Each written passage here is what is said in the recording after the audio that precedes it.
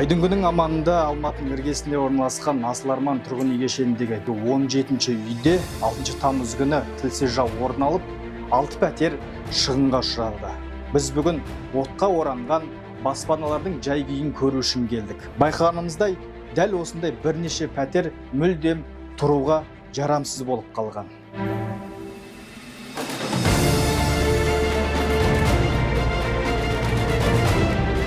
Біз қазір Асыл Армандағы өртке оранған пәтерлердің біріне келдік. Осы үйдің иесі Күлпан ханым бізге қазір өрт болған күні қандай жағдайға тап болған әсерімен бөлісетін болады. Сол күні мен үйде болдым. Ол өрт басталған, есіме түсірсем, сағат 2-лерде басталған. Менің байқағаным, мен ас үйде бір шаруа істеп тұрғам. Одан кейін терезеден қап-қара бір нәрсе өтті, бір қара бұлт па, енді тақалып, оны көрмеуге енді мүмкін емес көрмеу. Содан кейін тереземді ашқасам, анау кәдімгі өрттің түтіні оты маған келіп жатыр. Содан кейін бізде көршілерде WhatsApp чат бар, сонымен көршілерге жаздым. Кімде өрт шығып жатыр. Соны жазып бітіргенше есігімді қағып, шығыңыз, от қатты лапылдап жатыр, қазір атылуы мүмкін деді. Төменге түсіп, ана ар жағына уже жанып жатқан жерге қарасам, қасындағы, астындағы полностью жанған. Бәріне сұрап жатырмын да, пожарныйларды шақырыңдар ма деп, я шақырдық. Олардың келгені есептесек 40 минутта келген. Олар келген кезде 2 машина болып келді, бірақ сулары аздау болды. Басында олар көтерілді, одан кейін су бітіп қалды да, одан кейін кран іздеді ана қосу үшін шлангілерін, соған да уақыт кетті.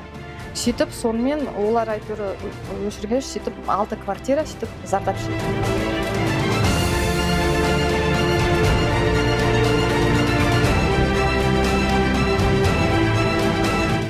Біз бүгін Қарасай аудандық төтенше жағдай бөліміне арнайы келдік. Қазір бізге осы мекеменің өкілі Данил есімді азамат бізге жалпы Асыл Арман тұрғын үй кешенінде болған өртке қатысты ақпарат беретін болады.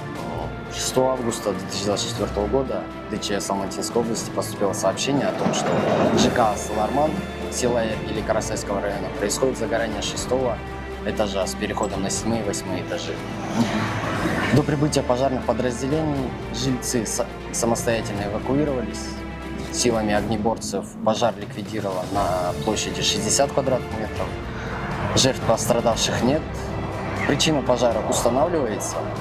Срок, когда придет заключение по причине пожара, я же говорю, в течение 14 дней. Қарасай аудандық төтенше жағдайлар бөлімінің өртке қатысты берген жауабы міне осындай. Тілсіз жаудың себебі әлі де анықталмаған. Десе де заң аясында мұндай жағдайға тап болған жандарға мемлекет тарапынан көмек қарастырылуы мүмкін екенін айтқымыз келеді. Құрметті жаны жақсылыққа құмар жомарт жандар. Егер де өрттен зардап шеккен тұрғындарға қандай да бір қаржылай қолдау білдірем десеңіздер, төменде көрсетілген реквизитке, яғни Елена деп шығатын Каспий нөмірге ақша аударсаңыздар болады. Бірлігіміздің бекем екенін осындай кезде білдірейік.